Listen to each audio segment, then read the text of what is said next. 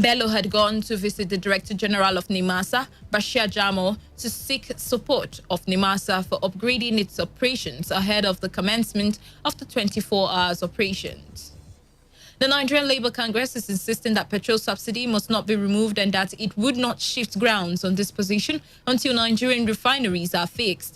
The NLC position came as a support to the earlier declaration of the Nigerian Union of Petroleum and Natural Gas Workers, where NUPENG kicked against the advice of the Presidential Economic Advisory Committee on subsidy removal. The General Secretary NUPENG, Olawale Afolabi, had said it would be highly suicidal to remove petrol subsidy and that the advice by the PIG that the government should remove subsidy was wrong. The number of idle power plants on the national grid has increased by 2 to 12 following the total system collapse that occurred on Wednesday. The total power generation in the country declined to 3,927.9 megawatts as of 6 a.m. yesterday from 4,272 megawatts at the same time the previous day. The plants did not generate any megawatts of electricity as of 6 a.m. on Thursday, including 7 of those built under the National Integration Power Project. The data showed that generation capacity of 2,136.6 megawatts would not be utilized as of 6 a.m. yesterday as a result of gas constraints, low load demand by the distribution companies and water management. The national grid had suffered another system collapse on Wednesday morning, worsening the blackouts being experienced in parts of the country.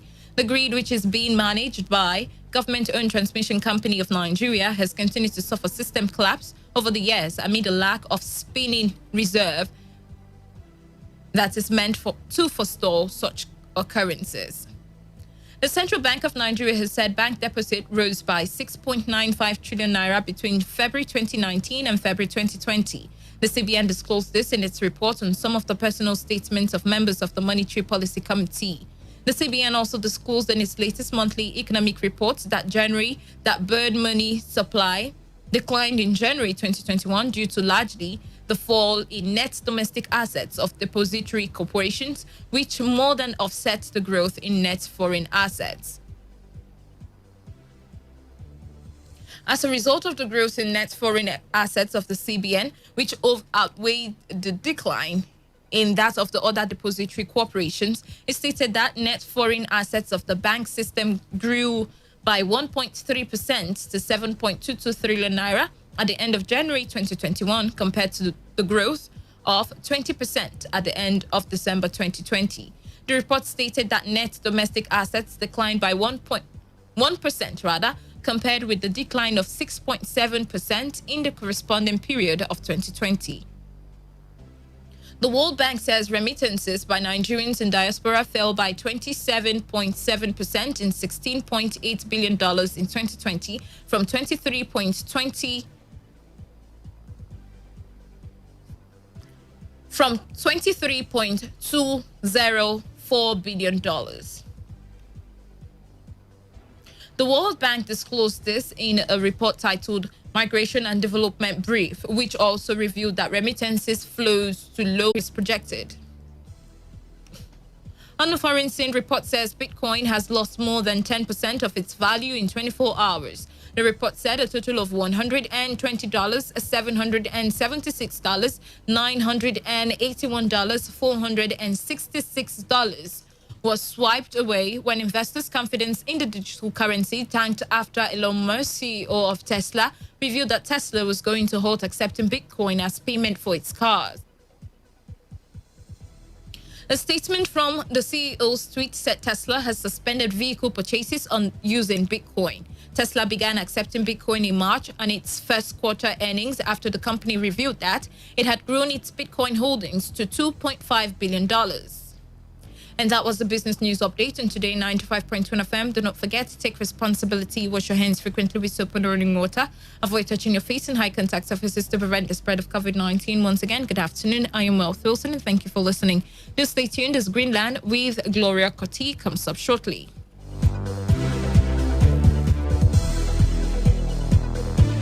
Today's news, today's entertainment, today's sports, today's issues. Today on Today 95.1 FM, Port Harcourt.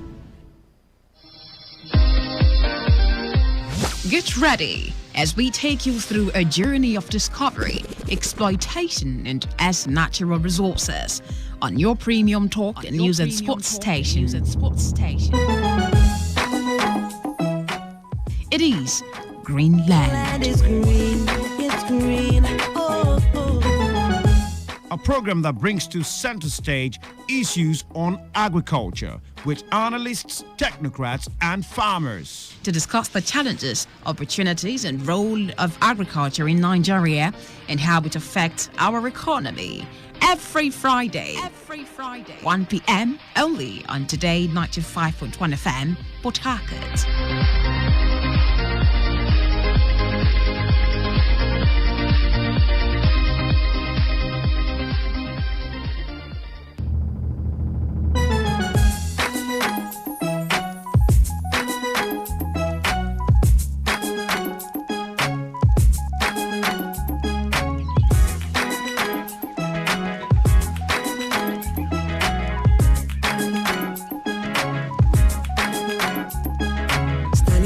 As the clouds go gray, the thunder roars and the earth sings. The season's just beginning.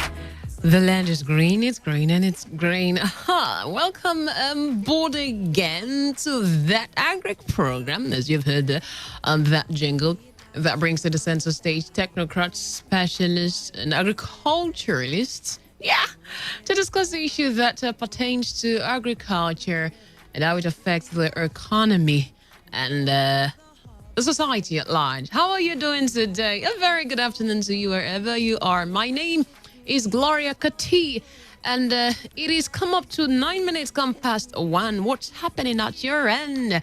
What are you doing for your time? Yeah, you should have a good time with me on the radio today. Invest your time on this show because there's so much you're going to learn on the show today.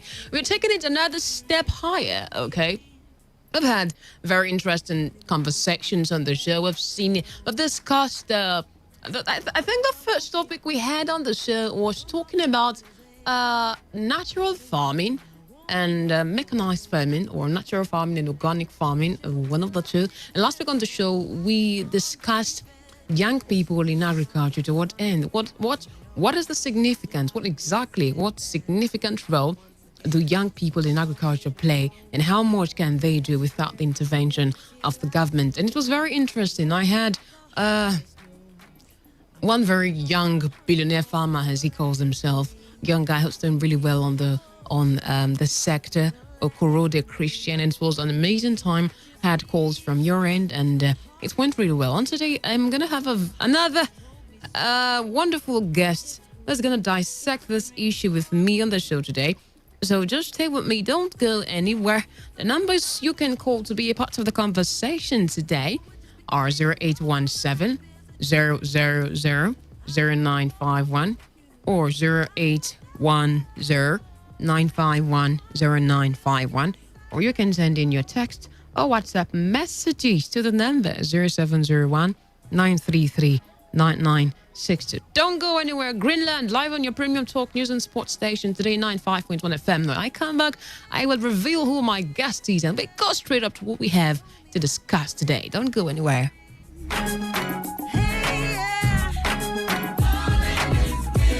It's green, oh, oh. The land is green, it's green. Can't you see? The land is green, it's green, oh, oh. The land is green. And CY Bello there telling you, can't you see that the land is green? What do you see around? The natural resources, all of everything that we have. Do you see some greenness in it? So today I have with me, I have with me an agricultural, water resources and environmental engineer. You know, we do not see much of these people, this profession in society, and even coming to talk about an agricultural engineer. People want to go and study medicine. They want to go and study law, and all of that, all their professions which sort of have prestige in our society. But I'm really looking at a time where, you know, it is such a thing of joy and prestige to come out as an agricultural engineer. Huh? Can we get to that time? Definitely yes. All right, and he's also a lecturer and researcher at the Department of Crop and Soil Science, University of Port Harcourt. The person of Engineer Blessing Fumbi Change. I'm so sorry. I'll just have to skip that name first. Engineer Blessing Fumbi. That's the name, right? Yes. Chasonya. Thank you very much. Okay, you can just adjust the mic to the way you'd like it. Yes. Chasonya. Fanda, thank you. That's exactly what I was trying to remember. No, Yoruba names, sometimes it's not pronounced the way it is spelled. Chasonya. I would have just said Sasanya or something like that. All right, you're welcome. Thank you very much. How are you doing? I'm fine, thank you. Sure, you're fine. Yes, thank you. Okay, and how was your journey down here? Yeah, it was good. Okay, that's good to know. So you are an agricultural and water resources environmental engineer. Yes, I am. What triggered this desire in you to become, to go for this profession? Well, during my secondary school days, my best subject was agriculture Okay. and chemistry. But we had this mind that I don't want to go to university to study subjects. So I don't want to study agriculture and I don't want to study chemistry. So I want an application course. So I decided to either go for chemical engineering or agricultural engineering. But as God will have it, I was admitted for pure and applied biology, but because that's not my passion, so I had to change my course So agric was to your passion. agricultural engineering. Agric was your passion. Yes, This is that's interesting. the application of engineering to agriculture. Okay. I like the sound of that. And how has the practice been for you? Yeah, it's been okay. Though the country we found ourselves. That's the part I want to hear. Okay. Not many people want to be identified with agriculture. But we need to learn to, because that's where the country will eventually be. Petroleum is failing. All other things are failing. So everybody has to, one way or the other, one time or the other, go back to agriculture. And that's very important. Wait, did you say technology is failing? No, I mean petroleum. Oh, petroleum. Yes, I thought I not heard technology. No. Okay, petroleum is failing. There are speculations that in 2050, we will be out of the petroleum industry. Well, it's possible with what we are having now. People are Or looking the for oil alternatives. sector. We now have biofuels. We have biogas that can be used to power our engines. So petroleum, it's on its way out of the way. If Nigeria still depends solely on petroleum to as a source of income to the country, then it means we need to look for an alternative. Let me just put it that way. Oh, well, okay. That's just by the way. Okay, now today we want to look at, let's come down to what we want to discuss on the show today. We want to look at mechanized agriculture. Now, the demand for agri-mechanization in Nigeria is growing in a fairly consistent way, predicted by economic theories. The farming system has intensified, and the use of animal traction has grown at a substantial rate. Demand-side factors considerably explain the low adoptions of tractors in Nigeria. Why do we have this case? You mean? Why do we have the low adoptions of tractors in Nigeria? Well, it can be due to many factors. The first thing is the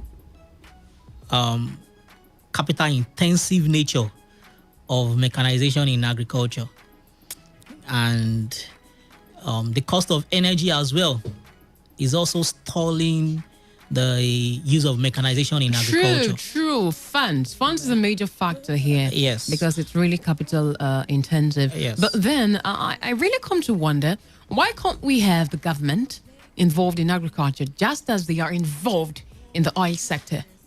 Well, because the government is not seeing agriculture as an investment.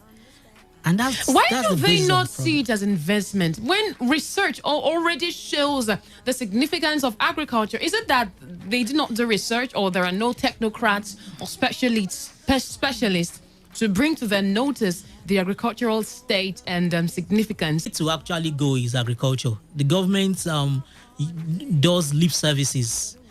We have Ministry of Agriculture, we have this, we have that, but I don't know if I'm not aware of any, but you may be aware of any organization that looks like NMPC in agriculture.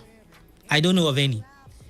Okay. All we have is Ministry of Agriculture, and we have people just sitting that are there. not, they're not even functioning. Of course, they are not. Even the various associations we have in agriculture are Yes. just dormant. So the government needs, and it doesn't all lie on the table of the government anyway. Even we as individuals, as organizations, as private sectors, we need to see agriculture as an investment. But then bulk of the work lies on the government. Now, the private sector has emerged over time as a more efficient provider of hiring services, particularly farmer-to-farmer services, involvement of the government in agriculture. When we now have the full involvement of the government in agriculture, can you imagine what the sector would be like and the ripple effect it will have on the economy? Of course, it will be a very good one if the government decides to go beyond lip services and puts just the same way they are serious about petroleum. If they can put that zeal also into agriculture, to be very okay, and it would have created more employment opportunities in the country. Take, for example, many people now study a different course in the university or in our institutions, and at the end of the day, they go on doing a different thing. The economy is not diversified. The economy is streamlined to just one side, and there is need to diversify the economy. Not everybody will work in a bank. Not everybody will work in the petroleum sector.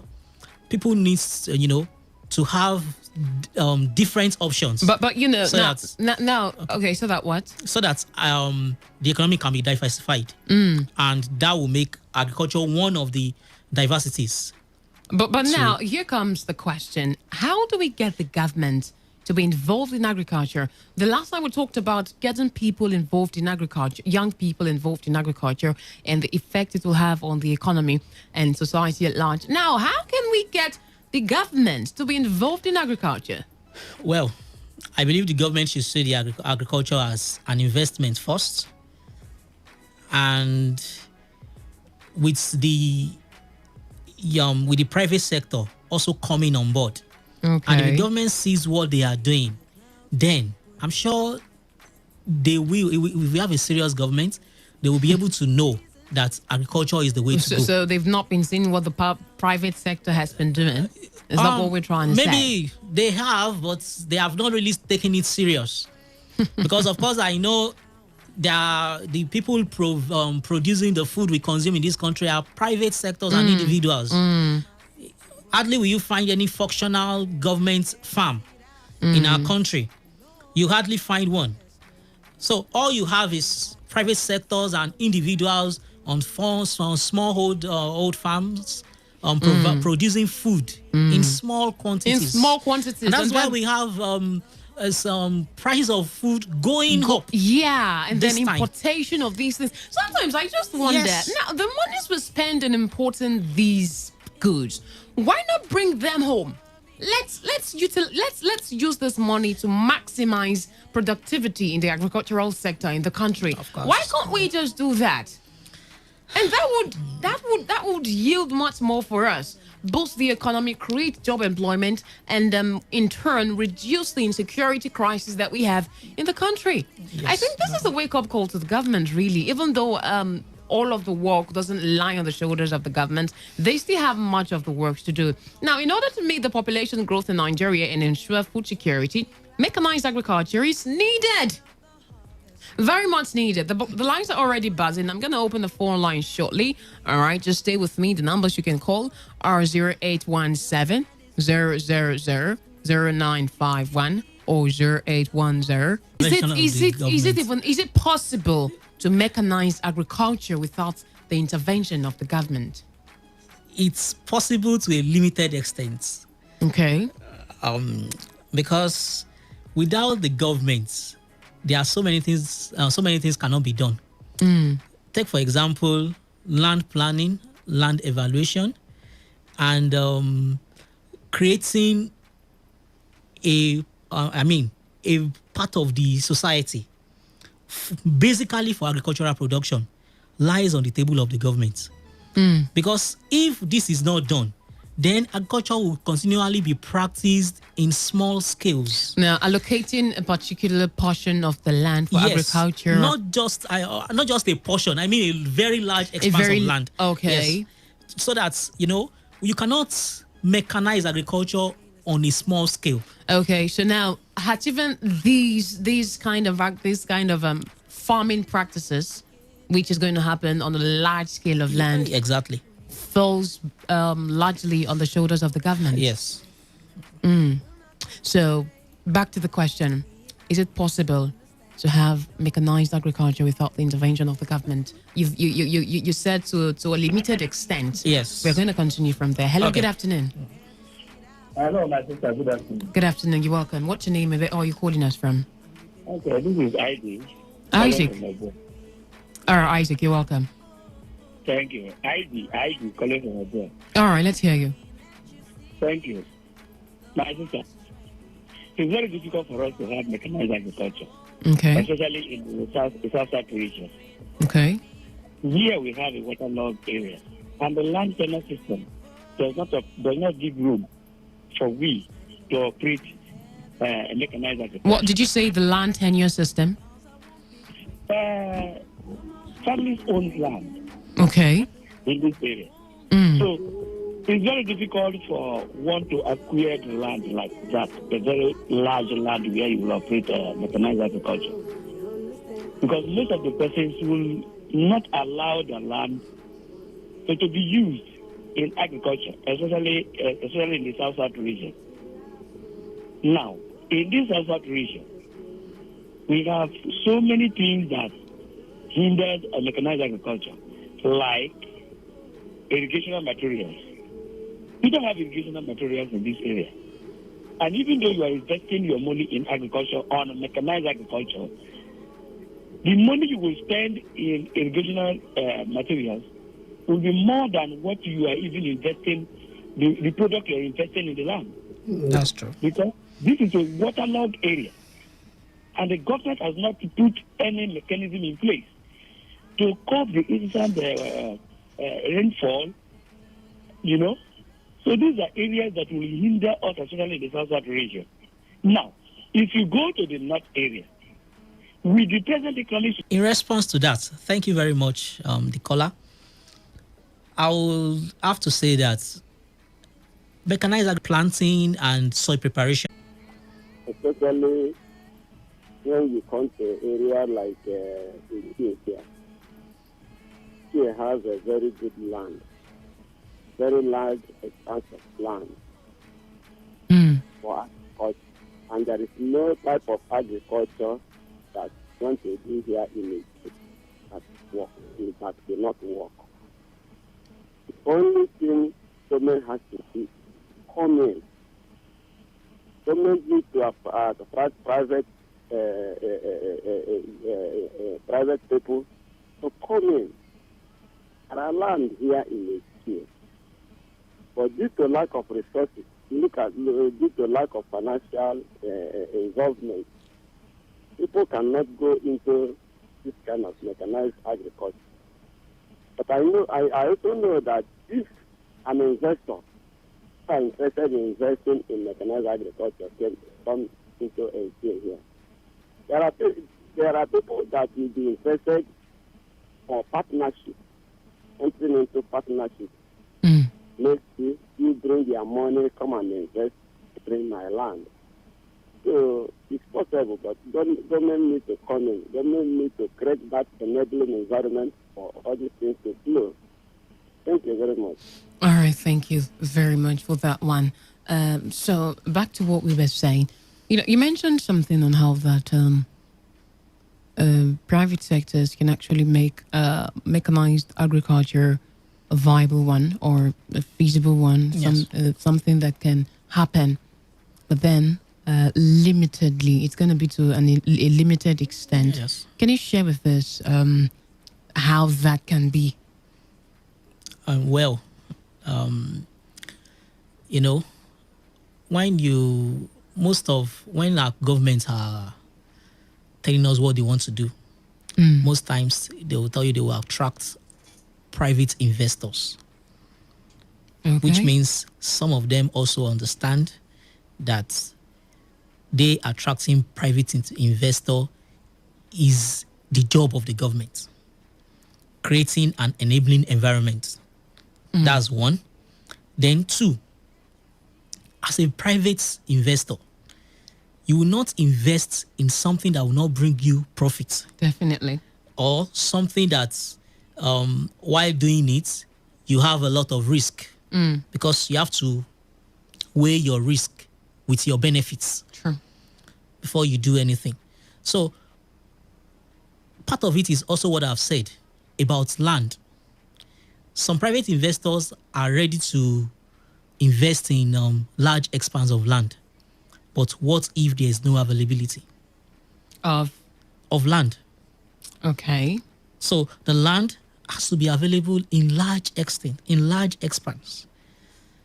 Like I said before we started this program, it's I've been involved in I just also use that as an example in poultry production before. And if you have 10 birds, you are producing 10 eggs per day. If you sell that, you make some profit, but not as much as somebody that has 30,000 birds. Okay. I hope you are trying to get my argument. Yeah. So because the more you invest, the more your profit. So if a private sector is only coming in to have a small part or to invest only in small portions, then it means the profits will not be much. And mechanization cannot be viable in such an environment. Okay. Which means that for you to employ mechanization, it must be on a large expanse of land. All right. Or let me say, depending on the sophistication of your mechanization, because mechanization are in different grades. Okay. Yes, even when you use animals and wooden plow, it's a phase of mechanization. But if you are talking about mechanization in what obtains currently in the world over, then it cannot be practiced on a small scale. Can you share with us the different grades, like you mentioned, of mechanization? Yes. Earlier I said the use of animals, drought animals, to draw plow All right. is also a phase of mechanization. Is a phase in the development of mechanization. The use of tractors, using diesel and petrol engines, internal combustion engines, to draw mud-puffed plows and disc plows is also a phase. But now, where the world is the use of artificially intelligent tractors, self-driven tractors that works on machine learning, and artificial intelligence, in short. So it's definitely called precision agriculture. But we as developing country, we have to start somewhere. At least let's start from use of diesel engines and human-driven tractors before talking about precision agriculture. But then there are tractors available. Take, for example, in my school, in University of Port Harcourt, we have tractors that can be used or hired to people who are in need of it.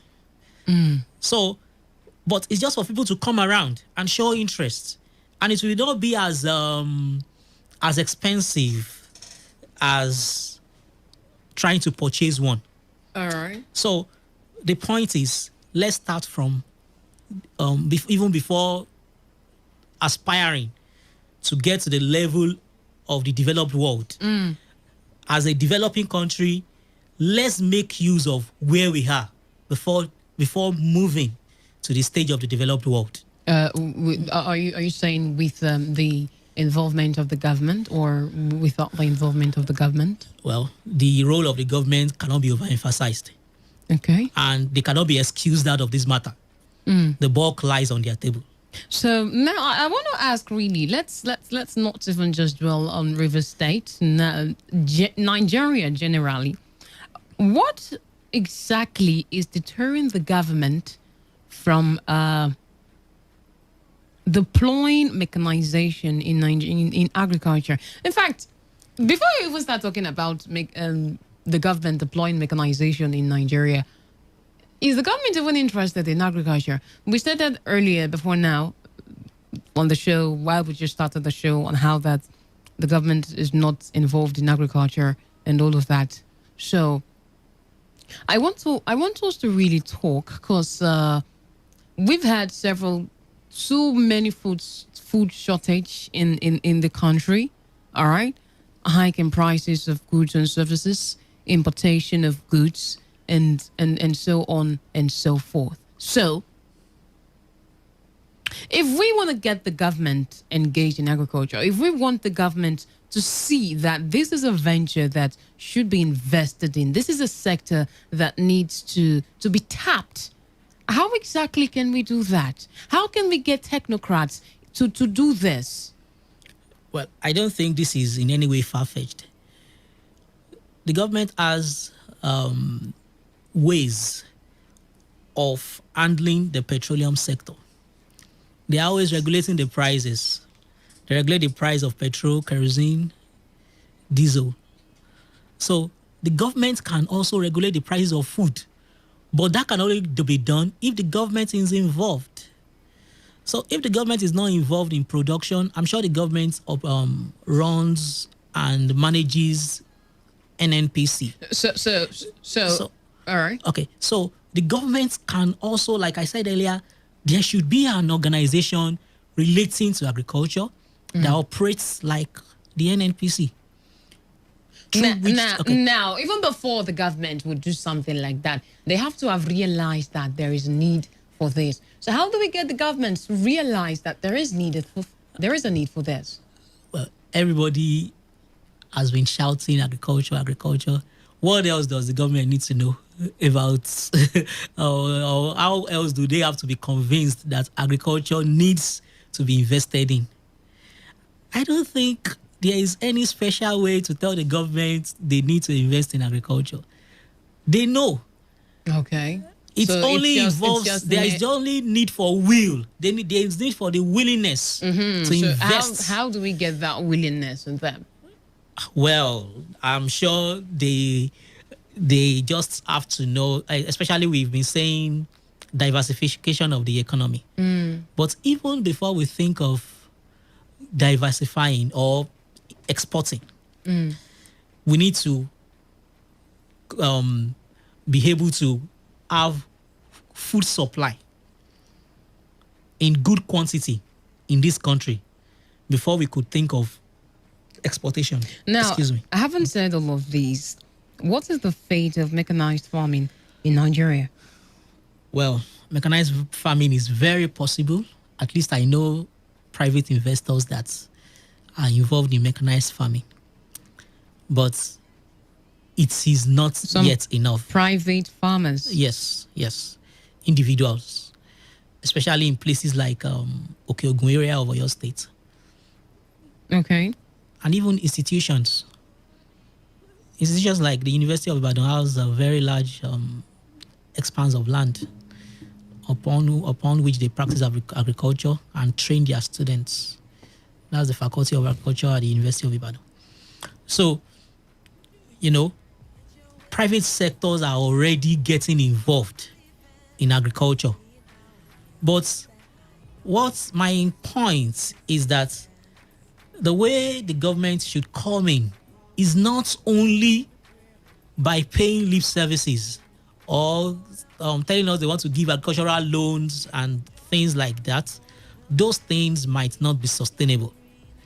The way they have to go is to get themselves they've been given loans, really. But yes, then how much result but have they we gotten have from to these be loans? involved. They have to invest, and there is what we call PPP, public-private partnership, that should also come up in agricultural investments, not just in infrastructure. Okay, you can be a part of this conversation today. 0817 000 0951 or 0810 951 0951, or you can send in your text or WhatsApp messages to the number 0701 933 9962.